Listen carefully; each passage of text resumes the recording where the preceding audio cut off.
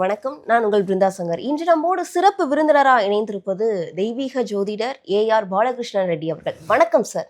என் அன்பு சகோதரிக்கும் தமிழ் வருட புத்தாண்டு வாழ்த்துக்கள். இந்த தமிழ் புத்தாண்டு வருடம் ஆனது பலரும் எதிர்பார்த்து காத்திருக்கக்கூடிய ஒரு விஷயமா அமைஞ்சிருக்கு. ஏன்னா பல பிரச்சனைகளை தாண்டி மக்களுடைய வாழ்வாதாரமானது கடந்து போயிட்டு இருக்கு. அந்த வகையில இந்த புத்தாண்டு அனைவருக்கும் சீரும் சிறப்புமாக செல்வ செழிப்போட இருக்குமா அப்படின்றதுதான் மிகப்பெரிய கேள்விக்குறியா இருக்குது. இருக்குமா சார்? உங்களோட தமிழ் வருடம் மொத்தம் 60 வருடங்கள், அதுல இது 40வது வருடமா தமிழ் வருடம் வருது. பராபவ வருடம் அப்படின்னா முதல்ல அதனுடைய அர்த்தமே என்ன தெரியுங்களா? எதிரிகளை வெல்லுவதுன்னு ஒரு அர்த்தம் இருக்கு. அதுக்கு நிறைய அர்த்தம் இருக்கு. இடைக்கால சித்தர் கொடுத்தார் பாருங்க, ஒரு 60 பாடல் 60 தமிழ் வருஷத்துக்கு கொடுத்துருக்கார்.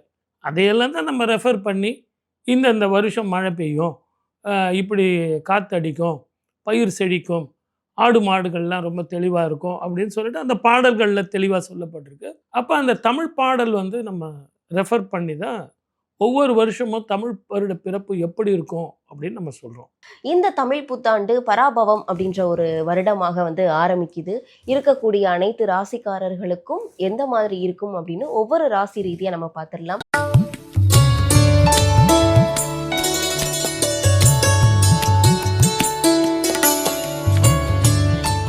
சார், கன்னிராசிக்காரர்களுக்கு வருகின்ற அந்த தமிழ் புத்தாண்டு எந்த அளவுக்கு செல்வ செழிப்பா இருக்கும்? கொஞ்சம் உடம்பை பார்க்கணும். ஏன்னா இவங்களுக்கு 7ஆம் இடத்துல இருக்கக்கூடிய சனீஸ்வரர் வயிறு, நரம்பு, செய்கிற தொழிலில் ஸ்ட்ரெஸ்ஸு, ரொம்ப ஒர்க்கு ஜாஸ்தி, பெட்டை கைட்டு போடுவாங்க. நைட்டு 9 மணி 10 மணி வரைக்கும் வேலை செய்யணும். அதுக்கு உண்டான பணம் வந்தால் கூட ஓரளவுக்கு மன நிம்மதியாக இருக்கலாம். அதுவும் இல்லை. அப்போ அவங்களுக்கு எப்படி இருக்கும்? கஷ்டமாக இருக்கும். எவ்வளோ உழைச்சாலும் என்ன சார், நல்ல பேரும் இல்லை, வருமானமும் இல்லை, வீட்லையா பணப்பிரச்சனை, ஒரு பக்கம் கடன் பிரச்சனை, புதுசாகவும் தொழில் ஆரம்பிக்க முடியாது, கணவன் மனைவி உறவில் விட்டு கொடுத்து போகும். இந்த 6ஆம் இடத்துல இருக்கிற ராகு மட்டும்தான் ஓரளவுக்கு உங்களுக்கு நல்லா இருக்கும். ஏன்னா உங்களை பொறுத்த வரைக்கும் குரு 5ஆம் பார்வையாக பார்க்க போகிறார் ஆண்டு தொடக்கத்தில். அதுக்கு பிறகு உங்களுக்கு குரு மாற்றத்துக்கு பிறகு நிறைய மாற்றங்கள் உங்களுக்கு வரும். சில நேரங்களில் நீங்கள் இந்த ஊரை விட்டு வெளியே போகிறதே நல்லது. வெளிநாடோ, வெளி மாநிலமோ, வெளி ஊரோ அந்த மாதிரி போகிறது உங்களுக்கு நல்ல பலனை கொடுக்கும். அட்லீஸ்ட் பெங்களூர், மைசூர், ஹைதராபாத் அந்த மாதிரி வெளி மாநிலம் போனீங்கன்னா அந்த separation will give you peace of mind. இப்போ இந்த ராசிக்கார குழந்தைகளுக்கு படிப்பு அப்படின்றது எப்படி சார் இருக்கும்? நல்லா படிப்பாங்க. சோம்பேறித்தனமும் எனக்கு எல்லாம் தெரியுங்கிற நீ வேணா கேள, நான் கரெக்டாக சொல்கிறேன் பாரு.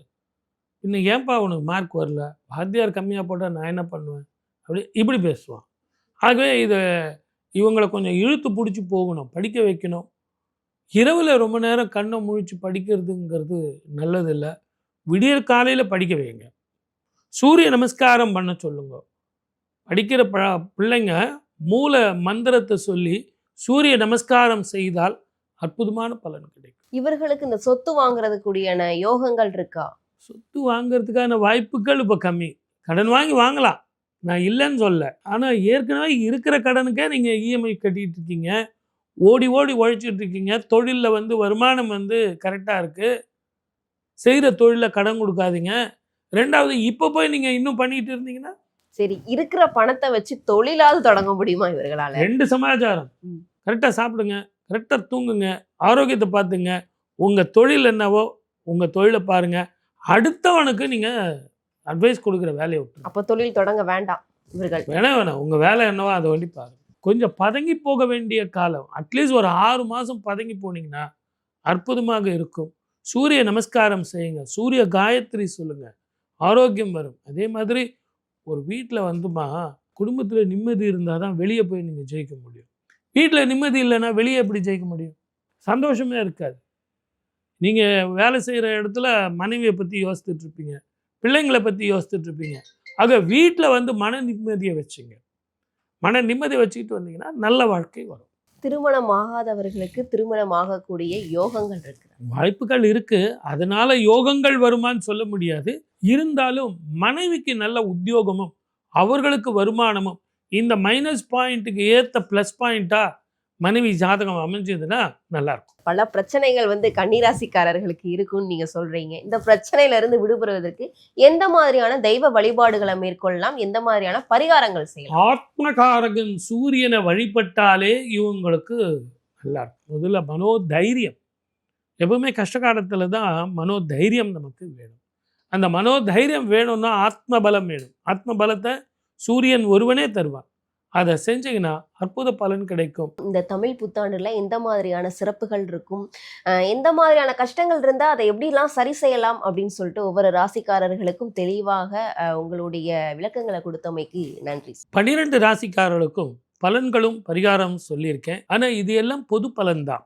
ஆனா உங்க ஜாதகத்துக்கு இப்ப என்ன மகாதிசை நடந்துகிட்டு இருக்கு, கிரக ஸ்திதிகள் எப்படி இருக்கு, சனீஸ்வரரும் குருவும் ராகுவும் கேதுவும் மற்ற கிரகங்களும் எப்படியெல்லாம் ஸ்திதி இருக்கு, அந்த பலன் உங்களுக்கு எப்படி கொடுக்கணும் அப்படிங்கிறத பார்க்கணும்.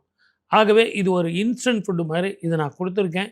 எது எப்படி இருந்தாலும் எனக்கென்ன மனக்கவலை, என் தாய்க்கன்றோ தினம் தினம் என் கவலை, கிரகங்கள் எப்படி வேணாலும் போகலாம், ஆனால் வாழ்க்கையில் வெற்றி பெறுவது தான் நமது குறிக்கோள்னு சொல்லி வாய்ப்பளித்த அத்தனை நல்ல உள்ளங்களுக்கும் என் அன்பு சகோதரிக்கும் என் அன்பு வணக்கங்கள்.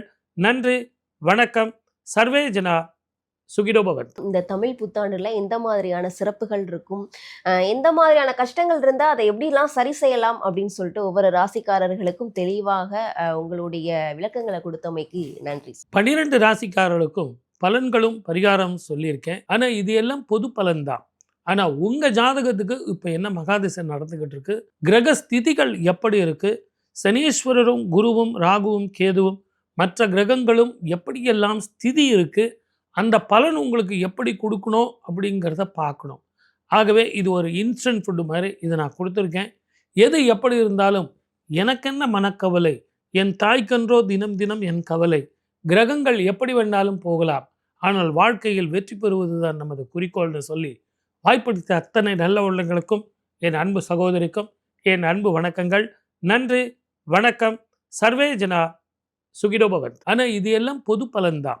ஆனா உங்க ஜாதகத்துக்கு இப்ப என்ன மகாதிசை நடந்துகிட்டு இருக்கு, கிரக ஸ்திதிகள் எப்படி இருக்கு, சனீஸ்வரரும் குருவும் ராகுவும் கேதுவும் மற்ற கிரகங்களும் எப்படியெல்லாம் ஸ்திதி இருக்கு, அந்த பலன் உங்களுக்கு எப்படி கொடுக்கணும் அப்படிங்கிறத பார்க்கணும்.